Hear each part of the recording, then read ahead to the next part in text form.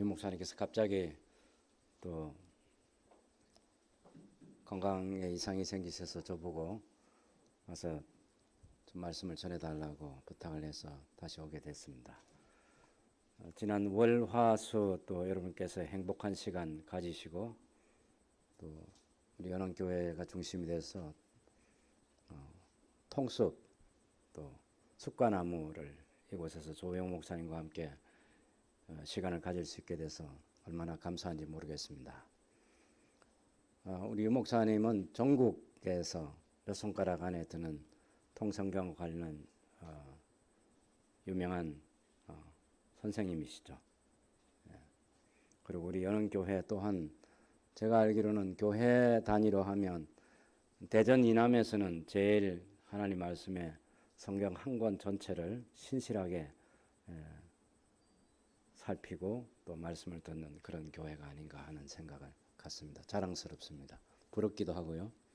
저는 이제 은퇴해서 제 후임자가 이제 새로운 말씀 사역을 잘 해나가기를 바라는 그런 소망을 가지고 또 개인적으로는 계속해서 통성경을 가르치는 일을 하고 있습니다.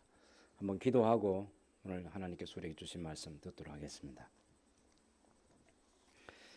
하나님 아버지, 은혜를 감사합니다.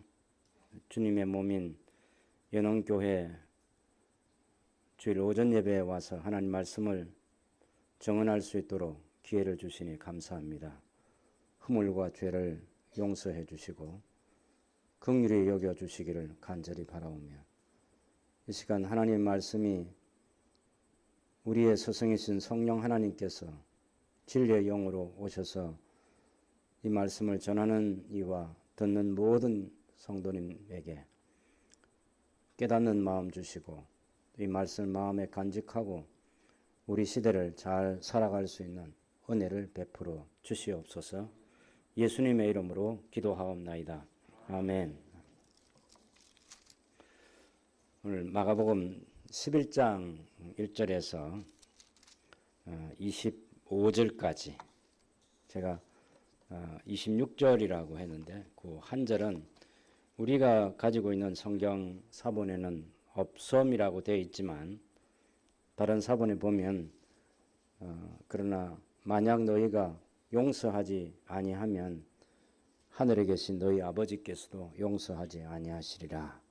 이런 말씀이 추가로 또 다른 사본에 있습니다.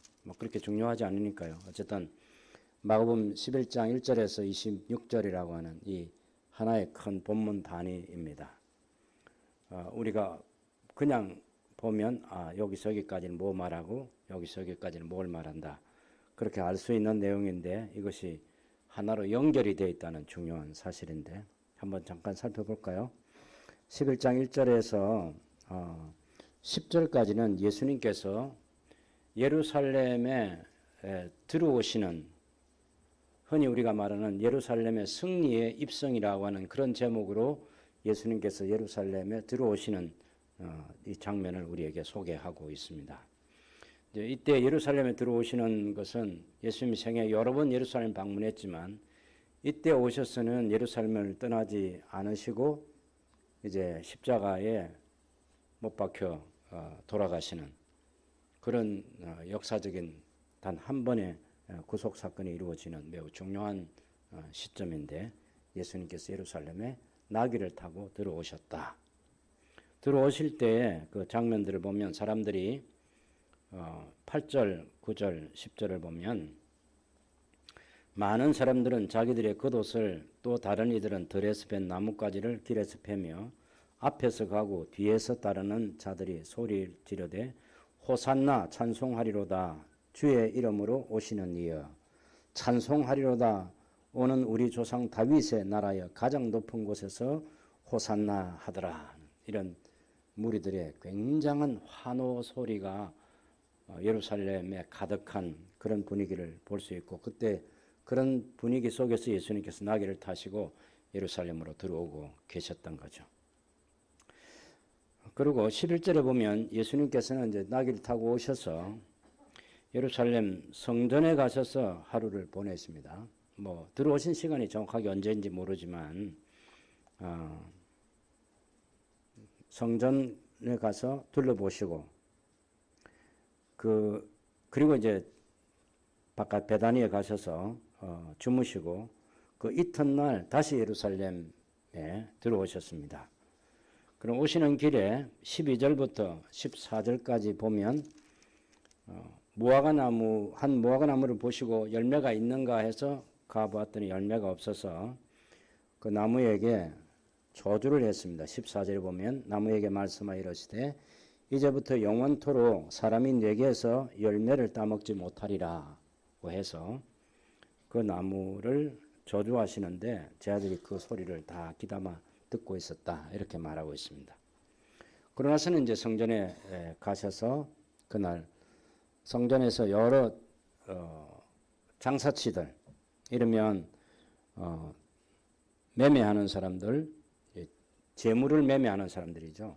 그 다음에 성전세를 바치기 위해서 환전하는 사람, 환전을 해주고 또 환전하는 사람들, 그 다음 비둘기 파는 사람들, 이 비둘기도 가장 가난한 사람이 제사를 드릴 수 있는 그런 재물 중에 하나이기 때문에 비둘기 파는 사람들, 이런 사람들의 의자를 예수님께서 확 뒤집어 엎어버리신 거죠.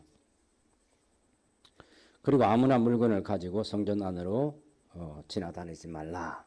그러면서 예수님이 아주 무서운 어조로 너희는 강도의 소굴을 만들고 있다. 이렇게 말씀하셨습니다. 강도의 소굴. 아마 그 당시에 이 성전을 기반으로 해서 권력을 만들고 있던 이 사람들이 예수님의 이 소리를 들으면서 큰 충격을 받았을 거예요. 최고의 권력을 가진 사람들이거든.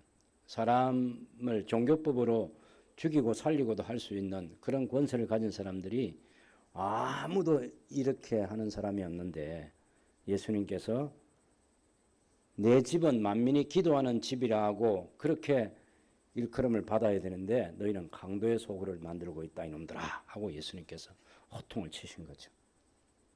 그리고 또 이제 그 성전을 그렇게 하시고 난 다음에 그리고 돌아가셔서 또 하루 주무시고 그리고 다시 그 다음날 화요일 날이죠. 20절에 보면 그들이 아침에 지나갈 때 무화과 나무가 뿌리채 어제 이제 월요일 날 저주하신 그 무화과 나무가 뿌리채 마른 것을 보았습니다. 제 아들이 깜짝 놀랐죠.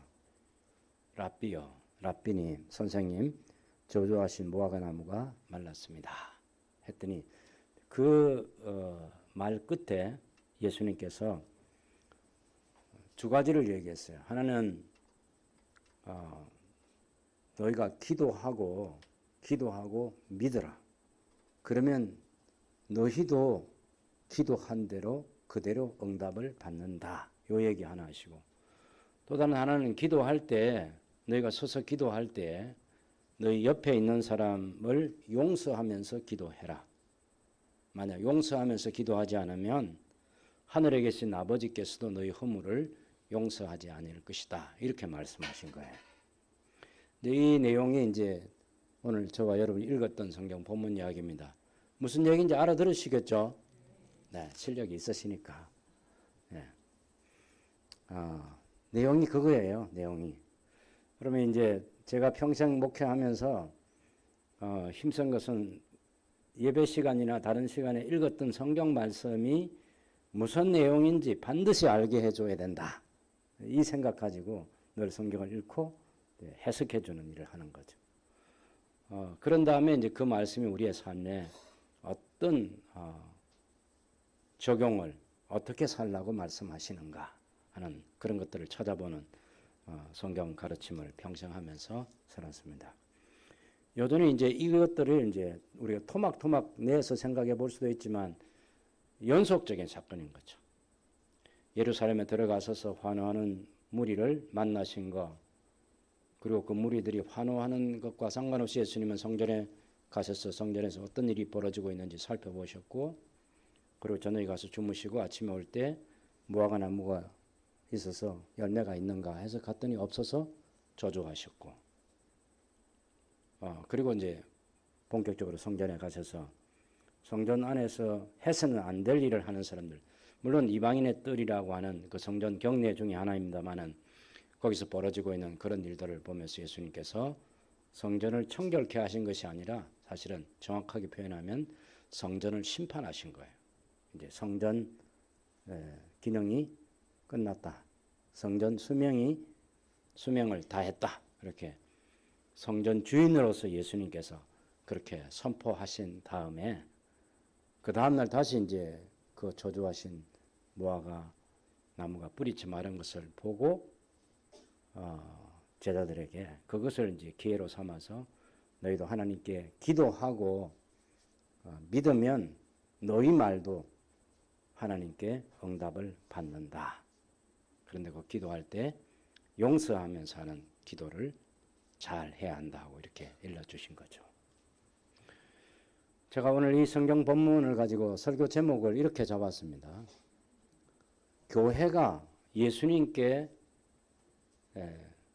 기대하는 예수님께서 성전에 지금 들어오시잖아요. 그때 환호하는 무리들이 있었습니다. 그 환호하는 무리들이 교회가 그 환호하는 무리들이 예수님께 대한 기대가 있는 거죠. 그래서 교회가 예수님께 무언가를 기대하고 있는 거죠. 그래서 교회가 기대하는 예수님. 지금 나귀를 타시고 스가랴서 9장 9절 말씀을 그 예언의 말씀을 성취하시는 메시아로서 왕의 모습을 하고 보라 너희 왕이 나귀를 타고 예루살렘에 들어오는 그 장면을 스가랴서 9장 9절에 예언되는 그대로 지금 나귀를 타고 들어오시는 거죠. 예수님께서 왕으로서 들어오시는 거예요. 왕으로서. 그리고 환호하는 무리들이 있었는데 예수님은 거기에 아무 관심도 없으시고 성전을 둘러보셨어요. 그리고 그 다음날 성전을 심판하셨어요. 이것은 또 예수님께서 그 당시 구약교회이죠. 구약교회에 그는 기대가 있었던 거죠. 예수님께서 기대하시는 교회. 이것은 2000년 전의 문제뿐만 아니라 오늘도 여전히 세상에서는 많은 일들이 벌어지지 않습니까? 정말 하루에도 얼마나 많은 일들이 벌어지는지 몰라요.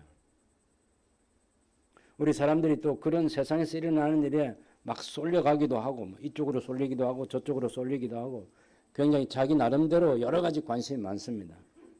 아마 여러분이 핸드폰을 들고 유튜브에 이런 유튜브 채널을 관심을 가진 분도 있고 저런 유튜브 채널에 관심 가진 분도 있고 어떤 분들은 정치에 어떤 분들은 문화에 어떤 분들은 예술에 다양한 그런 장르에서 여러분이 관심을 가지고 있다고 봅니다. 그런데 예수님은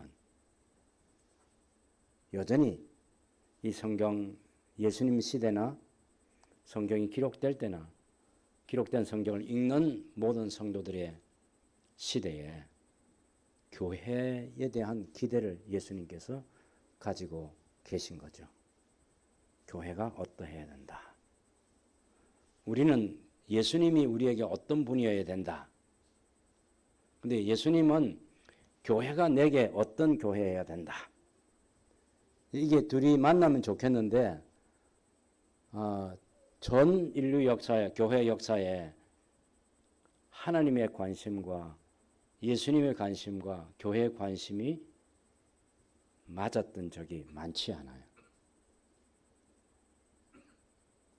너무나 슬픈 일이고 가슴 아픈 역사입니다. 아마 예수님께서 우리 한국 교회를 바라보시면 어떻게 생각하실까? 우리 한국 교회 성도들이 모은 기도를 다 모아보면 우리 연흥교회 성도들의 기도를 이제 모든 여러분들이 다 기도하지만 그것을 모아볼 수 있지 않겠습니까? 모아보면 뭘 중심으로 우리 연흥교회가 기도하고 있다 알 수 있겠죠. 한국 교회도 그렇게 다 모아보면 됩니다. 그렇게 많지 않을 거예요. 어디에 많은 관심을 가지고 기도를 집중하고 있는지. 예수님께서 우리 교회에 무엇을 해주기를 기대하는지 그런 기대가 있는 거죠. 우리가 예수님께 이렇게 해주십시오 하는 그 기대하고 예수님께서 교회를 바라보실 때 우리 연흥교회가 내가 원하는 교회로서 잘 세워져 가고 있구나. 그렇죠. 그죠? 여러분, 우리 주님의 몸인 교회로서 잘 세워가고 있죠. 그죠? 아니, 자신 있게 해도 괜찮아요. 우리 교회만한 교회가 많지 않습니다. 여러분, 좋은 교회로 제가 볼 때 목사님과 장로님들과 여러 성도님들이 하나가 되어서 건강한 교회로 세워져 가고 있어서 제가 소식을 들을 때마다 늘 마음에 기쁨과 마음 평안이 있습니다. 교회가 예수님께 거는 기대가 뭘까? 저는 역사 속에서 있는 교회와 오늘 한국 교회의 어떤 흐름들, 전체는 아닙니다만은 중요한 방향성이나 이런 것들이 지난 한 몇 년 동안 너무 두려울 만큼 저 같은 사람이 교회를 바라보면서 걱정이 되면 야, 우리가 살고 있는 세상이 어떻게 되고 그 세상 속에서 교회가 어떤 모습으로 살아남을 수 있을까? 한때 한국 교회에 교인 수를 1,300만이라고 자랑한 때가 있었습니다.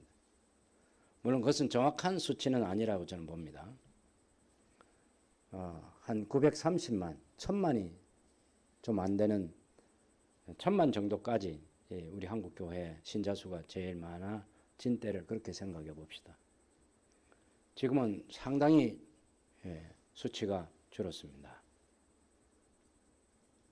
앞으로 통계를 가지고 예언하는 사람들의 미래 예언은 한국 교회가 300만, 400만 시대가 올 것이다. 그렇게 예측하기도 합니다. 여러분 1,000만에서 300만, 400만 생각해 보세요. 수백만 명이 교인들이 없어진다. 교회가 문을 닫는다. 코로나 때문에 19,000여 개의 교회가 문을 닫았고 올해도 한 2만 개의 교회가 문을 닫을 확률이 높다. 이렇게 예측하는 사람들도 있습니다. 숫자에 하나님께서 관심을 가지고 있을까요? 왜 우리가 기도하는데 우리는 교회가 부흥하기를 바라고 교회가 세상에서 영향력을 끼칠 수 있기를 바라고 우리는 교회가 잘 되기를 간절히 바라는데 그래서 교회가 많은 기도회도 갖고 전도회도 열심히 하고 하는데 왜 교회가 쇠퇴하고 있을까? 물론 우리는 인구수가 감소하고 있으니까 하는 것 가지고 변명을 할 수는 있겠습니다만은 꼭 그렇지만은 않습니다. 근데 두려워하지 말 것은 유럽의 교회가 한때 그 유럽 교회가 속한 나라들이 제국을 이루었던 그런 나라들 아닙니까? 그런 나라도 교회가 많이 쇠퇴해서 교회당이 교회당으로 남아있지 않는 그런 역사적 흔적들이 많이 있습니다. 어떤 교회는 목사님과 교회의 가치가 달라가지고 거기는 우리처럼 장로교회가 당회가 있는 교회가 아니고 회중교회인데 그 목사님과 가치가 달라서 목사님과 헤어지고 170년이 지난 지금의 그 교회당은 골동품 상회로 바꾸어져 있습니다. 교회 흔적이 하나도 없는 것이죠. 우리 연흥교회 앞으로 30년, 50년, 100년 뒤에 우리 교회가 어떻게 될까? 한국 교회가 지금 종탑을 높이 오르는 그런 대형 교회들도 많이 있는데 그런 교회들이 어떻게 유지될 수 있을까?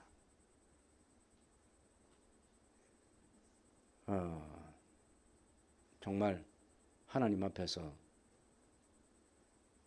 우리 자신을 잘 돌아보고 성경을 열심히 살피고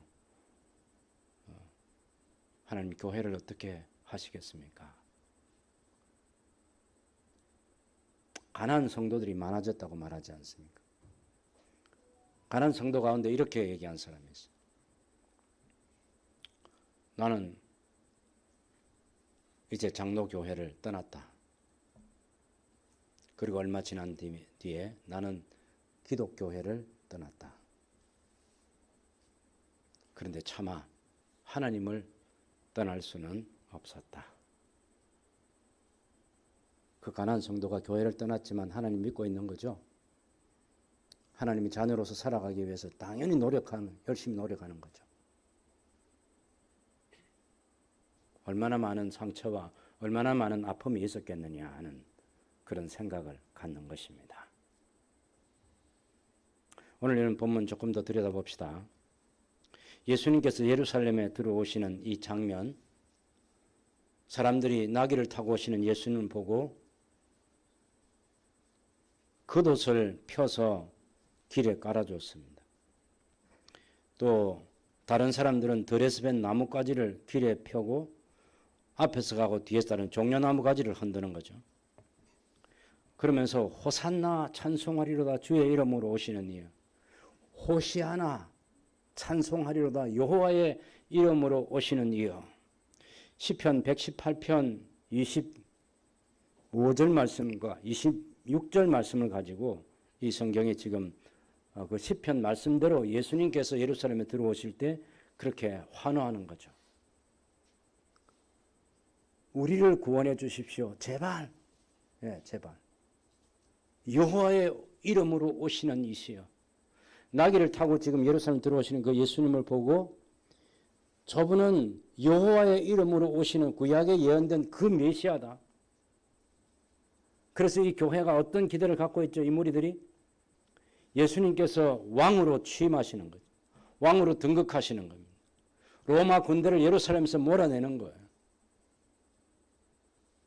그리고 그 로마 제국으로부터 완전히 독립된 그런 유대 국가를 세워주시기를, 이스라엘 국가를 세워주시기를 기대하는 그런 기대가 예수님께 있는 거죠. 예수님 우리의 왕이 되어주시고 우리의 왕국을, 예수님의 왕국을 이 땅에 지금 세워주십시오. 그 사람들만 그렇게 생각하는 것이 아니라 예수님의 제자들도 예수님께서 나귀를 타고 딱 예루살렘 들어오시는 그 모습을 상상만 해도 아, 예수님께서 뭔가 일을 내시겠구나. 그래서 어떻게 했죠? 모든 제자들이 예수님의 오른편에 내가 앉고 왼편에는 누가 앉고 이런 식으로 생각을 하는 거죠. 그 틈새를 가장 빨리 비집고 들어온 사람이 형제가 용감하잖아요. 형제가. 요한과 야고보라는 이 형제가 자기 어머니를 모시고 예수님 앞에 와가지고 예수님께 우리 형제 한 사람은 오른편에 한 사람은 예수님 왼편에 앉게 해주십시오. 제 아들이 분노한 거 아시죠? 다른 제 아들이. 자리에 대한 이 다툼. 지금 예수님께서 우리가 알고 있는 시간, 우리는 성경을 다 아니까요. 이 시간표들은 예수님께서 며칠 뒤에 돌아가실 거예요, 지금. 예수님 왕이 되는 것하고 아무 관심 없어요, 예수님은. 예수님께서는 지금 돌아가실 거예요. 십자가에 달려 돌아가실 거라고. 아니, 예루살렘 들어오기 전에 예수님이 3번이나 예언을 했습니다. 내가 예루살렘에 올라가면 내가 대제사장과 서기관과 장로들 이런 사람들이 나를 잡아서 이방인에게 넘겨준다. 그 당시 빌라도에게 넘겨주는 거죠. 그렇게 해서 당신께서 죽임을 당하시고 사흘에 다시 살아나실 것에 대한 예언을 이미 했습니다. 그런데 제자들은 나귀를 타고 탁 예루살렘에 들어오시는 그 장면을 보면서 그리고 군중들이 막 열광하잖아요. 호시아나 다윗의 자손이여 우리 왕이시여 하는 그런 얘기거든요. 이게 여호와의 이름으로 오시는 이여 제발 우리를 구원해 주십시오. 로마 제국의 압제로부터 무서운 세금 징수가 있었죠. 너무 가난했습니다. 그래서 예수님 앞에 나오는 사람들이 어제도 배고프고 오늘도 배고프고 내일도 배고플 수밖에 없는, 예수님 말씀을 들으러 왔는데 사흘 동안 그 하나님 나라 복음을 들었어요. 예수님 생각할 때 이 사람들 가다가 쓰러지는 거 아니야? 그렇게 안타깝게 생각할 만큼 먹을 게 없었어요. 그런 시대에 예수님께서 나귀를 타시고 들어오니까 이제 예수님 우리 왕이 되셔서 당당하게 로마 제국이 우리를 압제하면서 무거운 세금으로 우리 것을 갈취해가는 로마 제국으로부터 자유롭게 해주십시오. 여러분, 이 왜 군중들이 이렇게 열광했냐면요, 예수님께서 복음서가 지금 일어났던 이 사건은 주후 30년경인데, 그로부터 110년 전에 주전 141년에 헬라 제국의 그 안티오코스 에피파네스 4세라고 하는 이 사람이 헬라 제국 시대에 일어난 여러분 마카비 혁명 아시죠? 그 마카비 혁명의 주역 마따디아의 아들들 가운데 시몬이라는 이 두 번째 아들이 그때 이 예루살렘에 한번 들어오십니다. 주전 141년에 왕의 위엄을 갖추고,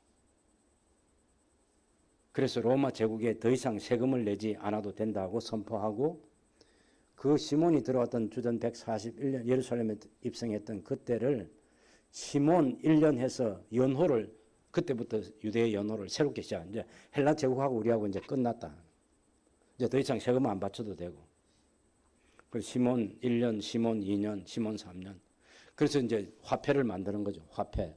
그동안은 헬라 제국의 왕의 얼굴이 새겨져 있는 그런 화폐였다가 이제는 시몬의 얼굴이 새겨져 있는 그런 화폐를 만드는 거죠. 그래서 여러분이 알고 있는 하스몬 왕조 많이 들어보셨죠? 예, 하스모니안 왕조. 이게 한마디에 그냥 통하잖아요. 하스모니안 왕조. 금방 알아들으십니다. 얼마나 좋아. 이게 뭐 하스모니안 왕조가 뭐야? 이런 사람들 많습니다. 예. 바벨론, 페르시아, 아시리아, 헬라 제국, 로마 제국 이런 거 안 들어보고도 교회 다니는 많은 행복한 사람들이 있습니다. 이게 설교를 할 수가 없어요. 설교를.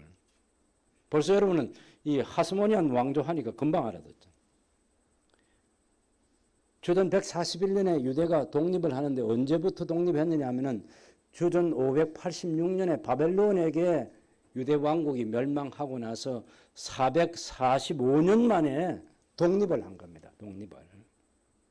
여러분, 우리나라가 일제강점기 35년 강점기를 지낸 뒤에 해방될 때 우리 선조들이 얼마나 감격하고 기뻐했는지 아시죠? 그거하고는 비교, 그것의 10배가 넘는 그런 제국의 압제를 받았던 유대가 드디어 독립을 한 겁니다. 그날 예루살렘의 광경이 대단했겠죠. 그런 모습이 다시 한번 주후 30년에, 그동안 3년 동안 예수님께서 이적과 기사를 많이 행하셨잖아요. 상상할 수 없는 병자들을 살리시고 죽은 자까지 살리시고, 이 소문이 온 세상에 가득합니다. 그런 예수님이 예루살렘에 들어오실 때 나귀를 타시고 들어오시는 그 광경을 본 군중들이 외치는 거죠. 호산나, 주의 이름으로 오시는 이여, 여호와의 이름으로 오시는 이여, 우리 조상 다윗의 나라여 하고 이제 다윗 왕국이 회복되기를 기대하는 그런 마음으로 예수님을 환호하는 거죠. 교회는 예수님께서 우리 눈앞에서 왕이 되어주시고 우리의 원수들을 다 무찌르시고, 그래서 우리 교회가 승리하고 우리 교회가 이 역사의 주인이 되고 우리 교회를 그 누구도 업신여기지 못하게 하고, 그래서 우리 어깨가 전부 다 올라가고 말이죠. 이기는 교회, 힘 있는 교회, 승리하는 교회, 그런 교회가 되기를 예수님의 이름으로 우리가 갈망하는 거죠.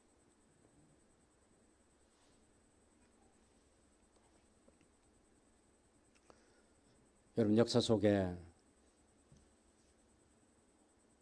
실제로 지나간 역사를 되돌아보면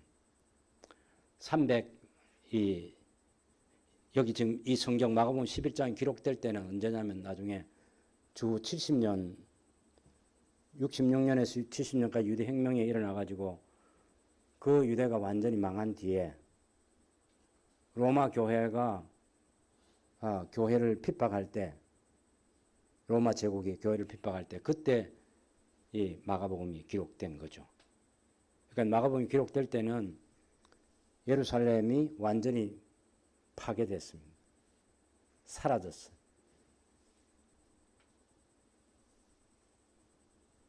불과 40년 전의 일입니다. 40년 전에 예수님께서 나귀를 타시고 예루살렘 들어오시는데 호시아나, 제발 호산나, 우리를 구원하소서 제발, 여호와의 이름으로 오시는 이에 하고 예수님을 환호했던 사람들이 다 무참하게 죽임을 당했어요. 불과 몇십 년 뒤.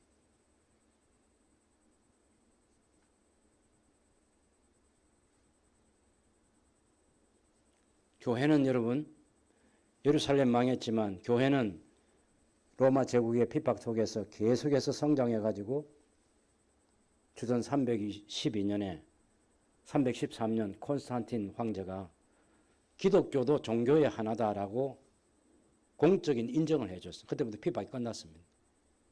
그런 다음에 주후 380년에 데오도시우스 황제가 기독교가 황제의 이름으로 이제 선포하는 거예요. 기독교가 우리 로마 제국의 국교다.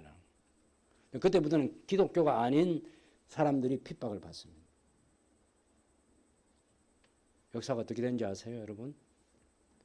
힘 있는 교회가 세상을 핍박할 때 로마 제국이 교회를 핍박해서 순교자들이 났던 것보다 훨씬 더 많은 이교도들이 더 잔인하게 황제 종교의 이름으로, 황제 교회의 이름으로 세상을 핍박했습니다. 더 쉽게 얘기하면 교회가 타락한 거죠. 교회는 그런 교회가 아닌 거죠. 국교가 된다. 여러분, 이거 완전히 사탄의 장난입니다.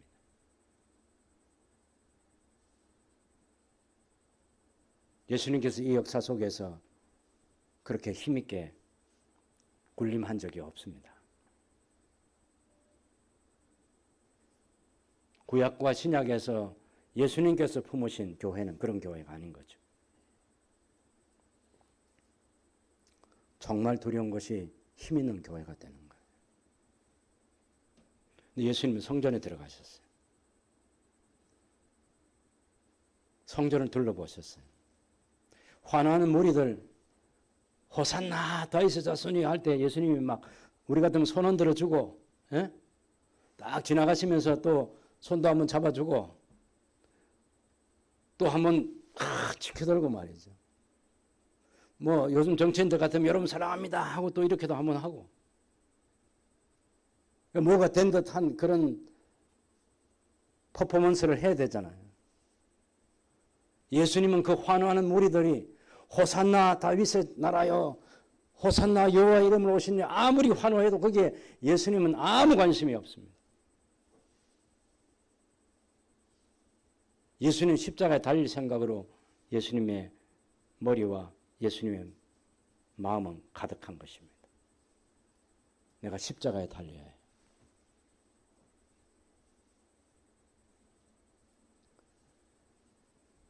예수님께서 다음날 그 성전에 오시는 길에 아침 일찍 이제 집에서 숙소에서 나오시는데 무화과 나무가 보였어요. 잎이 무성한 거죠. 그 잎이 무성한 무화과를 보시면서 혹시 열매가 있을까 해서 가봤는데 없었어요. 그래서 예수님이 이제부터 내가 다시는 나무에게 말씀하실 때 이제부터 영원토록 사람이 내게서 열매를 따먹지 못하리라. 아니 이게 1년도 아니고 2년도 아니고 영원토록.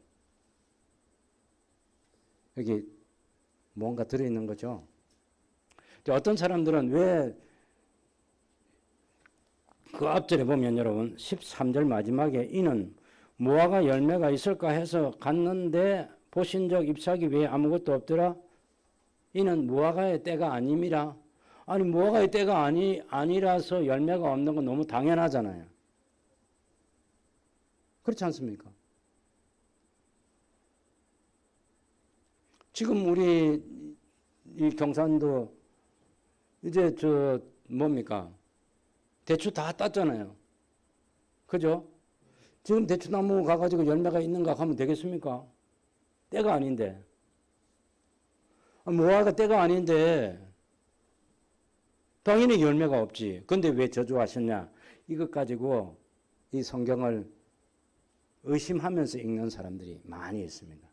어떤 사람들은 이런 부당한 예수님 나는 못 믿겠다고 해서 불신자, 영원히 불신자가 된 사람도 있습니다.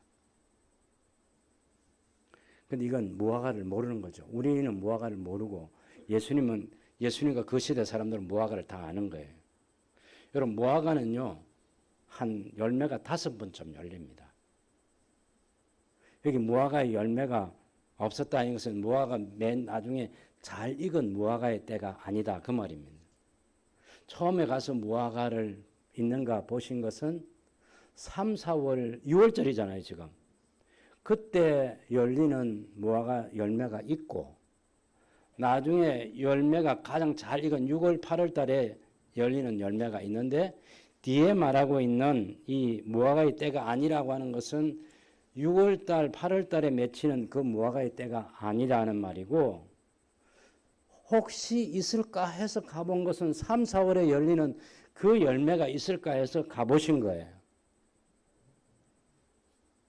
그 무화과 열매는 한 5번쯤 열립니다. 근데 첫 번째 열리는 이 무화과의 열매가 있는가 해서 가보신 그 무화과의 열매는 뭐냐 하면 파게라는 열매입니다. 혹시 보여주실 수 있나요? 무화과에 파게, 테나 두 종류의 열매가 있습니다.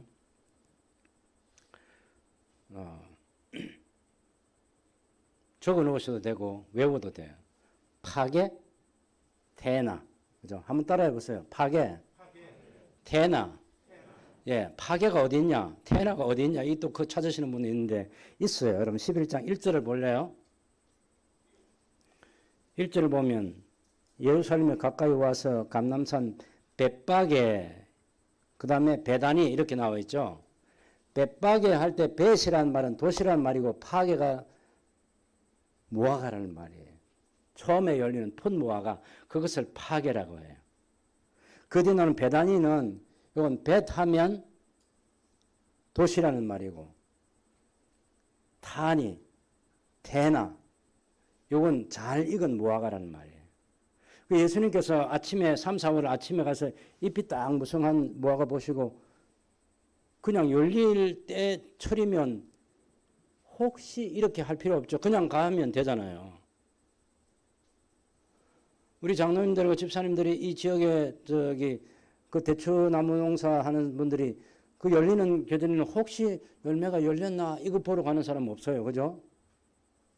근데 무화과 나무는 열매가 열리는 것도 있고 안 열리는 것도 있어요. 그런데 잎이 무성하니까 아직 잘 익은 무화과 열매는 아니지만 풋 무화과라도 있을까 해서 행여나 가보신 거예요. 그랬더니 없었던 거예요. 그럼 이건 나중에 잘 익은 무화과 열리느냐? 안 열려요. 누가복음 16장에 보면 3년 동안 열매를 찾아 가셨던 농부가 그 포도나무, 그 무화과 나무를 찍어버리라 이렇게 얘기한 거 기억하시죠? 안 열립니다. 예, 3년 동안 찾는데 실제로는 한 8년 정도 이렇게 찾은 거거든요. 열매를 찾아도 없어요. 그건 안 열리는 겁니다. 이게 예수님께서 찾아가셨던 이 무화과도 열매가 없었다는 것은 나중에 6월, 8월 때도 열매가 없습니다.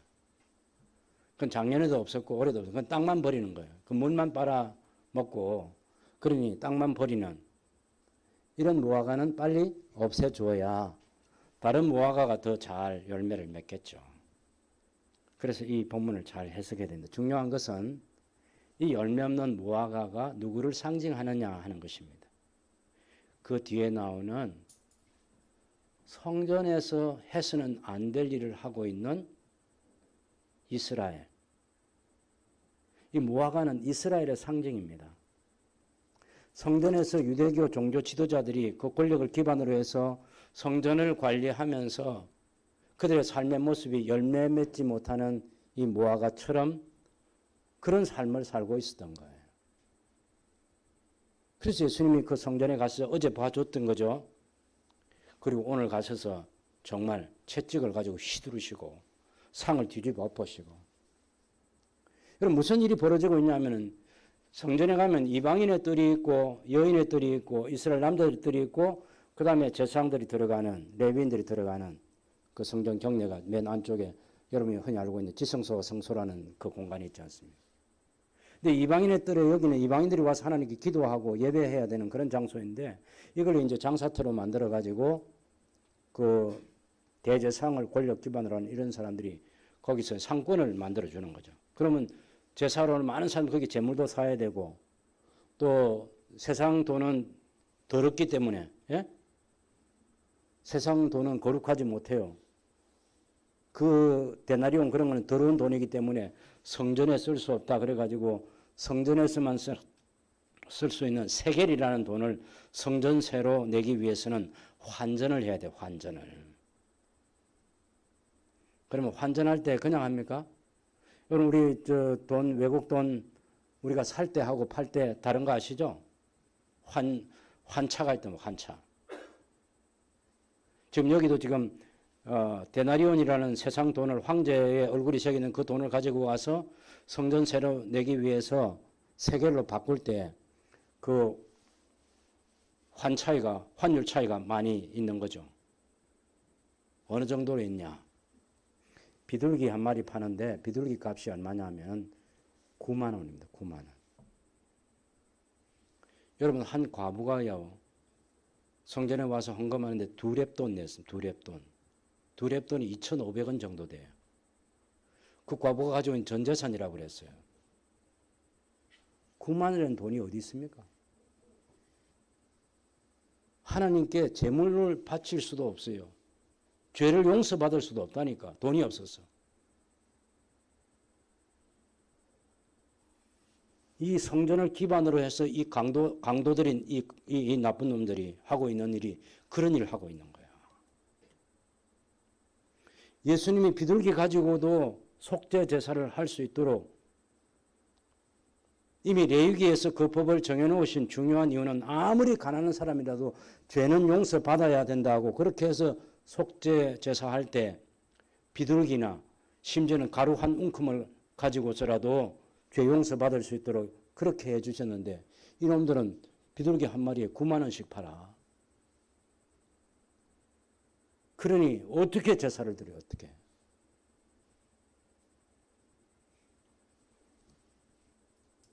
제사를 받으실 주님께서 성전에서 벌어지고 있는 이 광경을 보신 거죠. 그래서 채찍을 휘두르신 겁니다. 이건 성전 기능이 이제 끝났다. 이건 청소해가 쓸 일이 아니다. 그래서 뒤집어 엎으신 거예요. 그러면서 너희는 만민이 와서 기도해야 하는 집이라고 그 기도하는 집으로 쓰여야 될 이 공간이 이 집이 너희의 강도의 소굴로 만들어졌다고. 강도의 소굴이다. 여러분 이 역사에 보면 이 강도를 가리키는 왜 강도라고 부르냐면 그 성전 경내가 여러분 하나님께 제사 드리기 위해 준비하는 그곳이잖아요. 하나님의 이름을 빙자해 가지고 자기의 욕심을 채우는 그런 일을 할 때 그걸 강도라고 부르는 거예요. 우리가 흔히 말하는 사회의 그런 우리의 형법에서 말하는 그런 강도가 아닙니다. 여기 예수님께서 너희는 강도의 소굴을 만든다 할 때 그때 강도는 대제사장과 권력 기반을 하고 있는 그 대제사장들, 서기관들, 장로들 이런 사람들이 하고 있는 게 바로 그런 나쁜 일을 하고 있는 거죠. 하나님께 예배하는 공간이라고 하는 이 거룩한 공간 하나님 이름을 빙자해 가지고 자기 욕심을 채우고 거기서 돈을 많이 폭리를 취해 가지고 또 총독에게 돈을 갖다 바치고 대제사장 권력을 계속 유지하고 하는 그런 일들을 하는 거예요.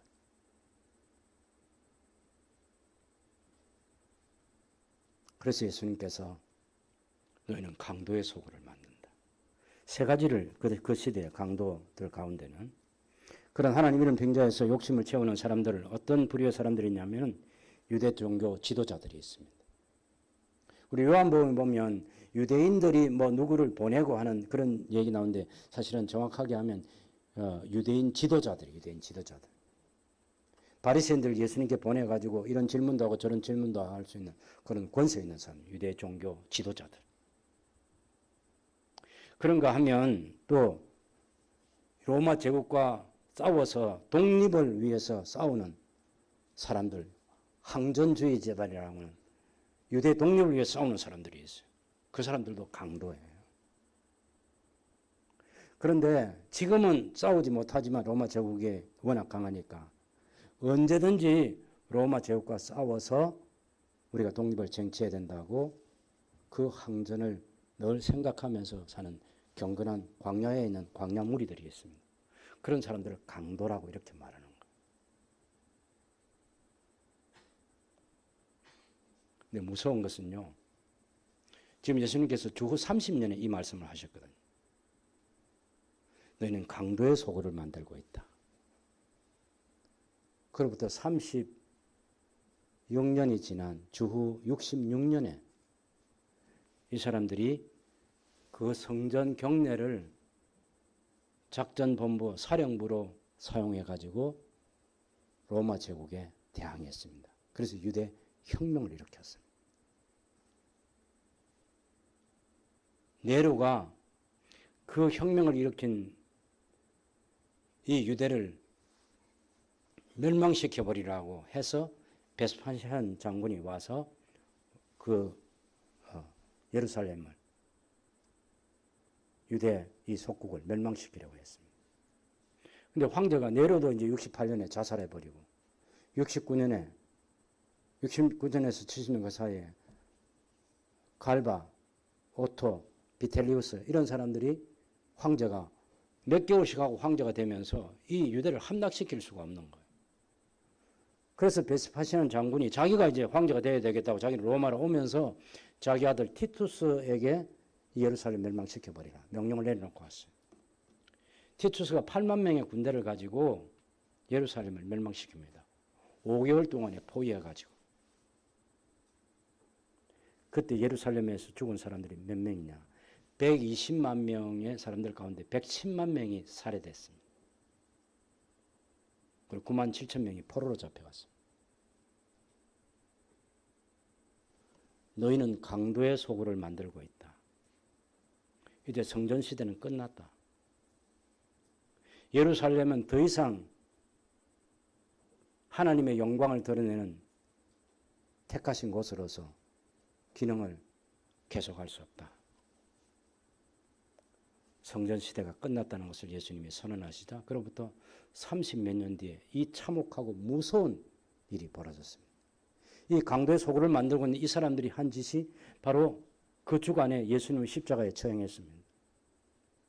예수님께서 나귀를 타시고 들어오셔서 굉장히 기대를 가지고 있었는데 자들이 다 기대를 가졌잖아요. 그런데 그렇게 하지 않는 예수님을 보면서 가장 실망한 사람이 가룟 유다고. 그래서 은 30을 받고 예수님 팔아버렸어요.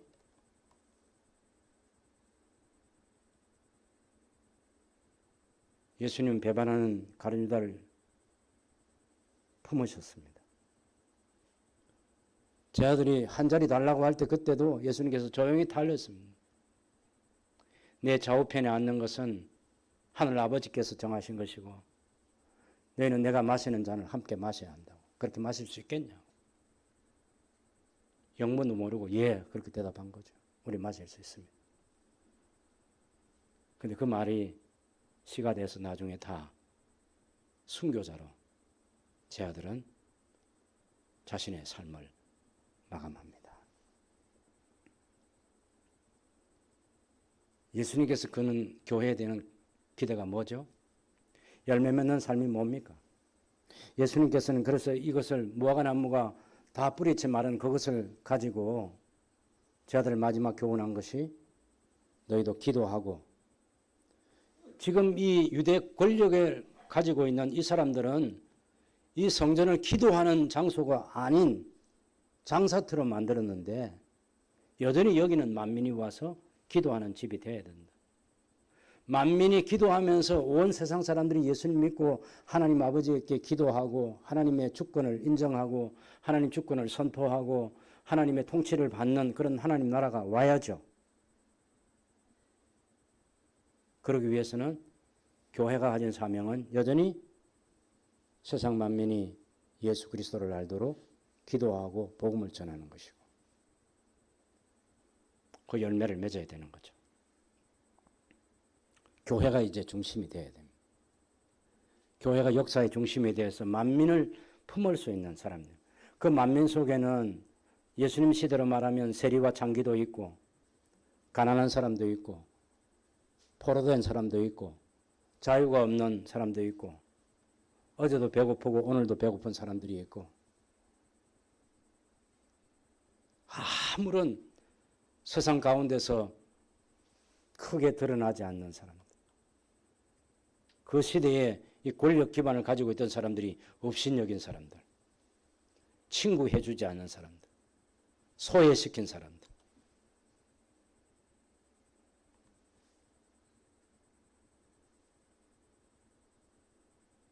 예수님은 그런 사람들을 다 품으시고 십자가에 달려 돌아가신 거죠. 교회가 어디를 향하고 있어야 되는지 역사는 우리에게 중요한 교훈을 줍니다. 한번 그 예수님의 독일 교회가 히틀러 때 독일 교회가 어떻게 히틀러 나치 정권에 협조를 했는지 한번 보여주실까요? 그림.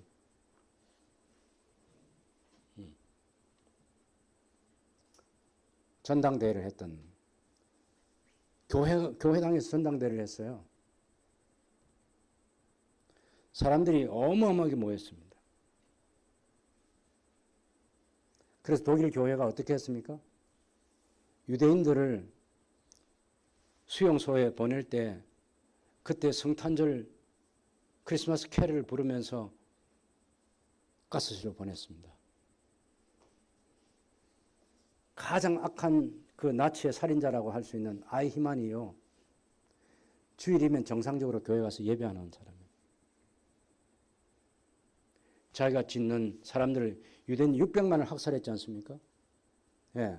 그 600만을 학살하면서도 양심의 가책을 하나도 느끼지 않았습니다. 예. 저게 교회가 전당대회 하는 것입니다. 그 다음 위로 올라오시죠. 저렇게 많은 사람들이 모였습니다. 그 다음 그림도 마찬가지. 예. 그때 나치 히틀러가 저렇게 사람들을 모아서 전당대회도 하고 그 교회 이름으로 전쟁을 일으키는 거죠. 예. 그 다음 원래 십자가는 저런 형태로 초대교회 때는 십자가 같지도 않았습니다. 그 다음 2세기에 있던 것은 이 당나귀 머리를 한 어떤 사람이 십자가에 달린 거죠. 그전 예수님을 조롱하고 십자가에 달리신 예수님을 비웃고 조롱하는 거예요. 다시 말하면 교회를 비웃고 조롱하는 십자가였어요. 그 다음 그래서 저건 5세기 중엽에 베드로 대성당의 십자가가 지금 우리가 십자가라고 하는 그 모습이 처음으로 이제 5세기 중엽 때 그때 이제 등장했습니다. 그 다음 독일의 나치 전당대회에 모였던 그 교회당에 예수님의 십자가상은 근육질의 한 남자가 아무런 고통도 없이 이 식스팩을 한 예수가 십자가에 달려있는 것.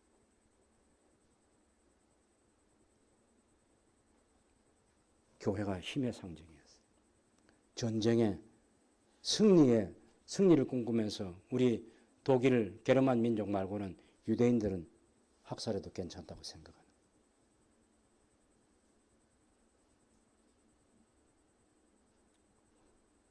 네, 저기 맨 오른쪽에는 한 사람은 한트 아레나라는 사람이 악의 평범성이라는 그런 표현을 했는데 그게 뭐냐면 생각할 수 있는 능력이 사람이 없고 왜 아이만 같은 사람이 주일날은 교회 다니고 평범한 아버지로서 가정으로서 그렇게 살면서도 600만을 죽이는 그 일을 그렇게 감행했느냐 할 때 사유할 수 있는 능력이 없다.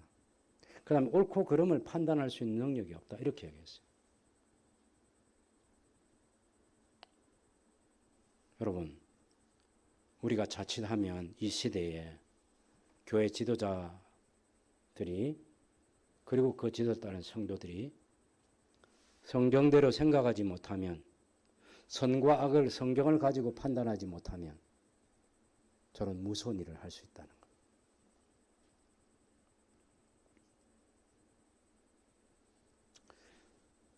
저도 이제 나이 70이 됐으니까 언제 주님이 부르실 날이 올지 모르겠습니다.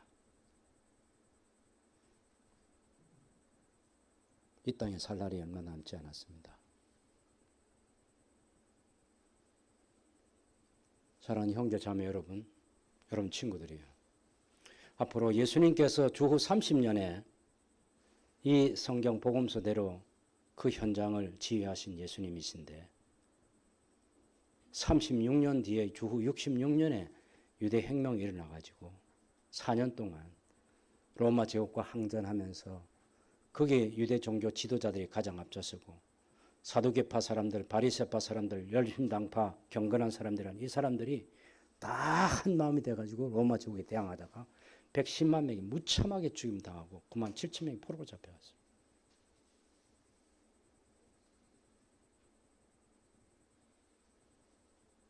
우리 교회가 30년 뒤에 어떻게 될까요? 우리 교회가 40년 뒤에는 어떻게 될 수 있을까? 우리 대한민국이 이만한 경제 성장을 하고 이만한 축복을 받아서 신앙의 자유가 이렇게 완전하게 주어져 있는 이런 상황, 역사가 그렇게 얼마 되지 않았습니다, 여러분. 일제강점기만 해도 80년의 역사밖에 안 되잖아요. 6.25 전쟁이 끝난, 휴전이 끝난 1953년부터 하면 이제 딱 70년이에요. 근데 밥 먹고 산 지는 30년이 채 안 됩니다.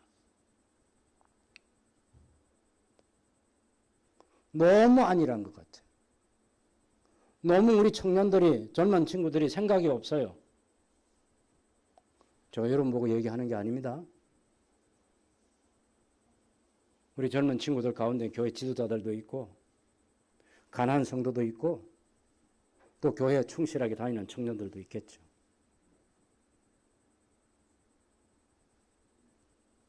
하나님께서 우리 장로님 기도하실 때 하나님의 세계 경영이라는 이 독특한 표현을 해주셔서 감사합니다. 하나님의 세계 경영에 우리가 동참해야죠.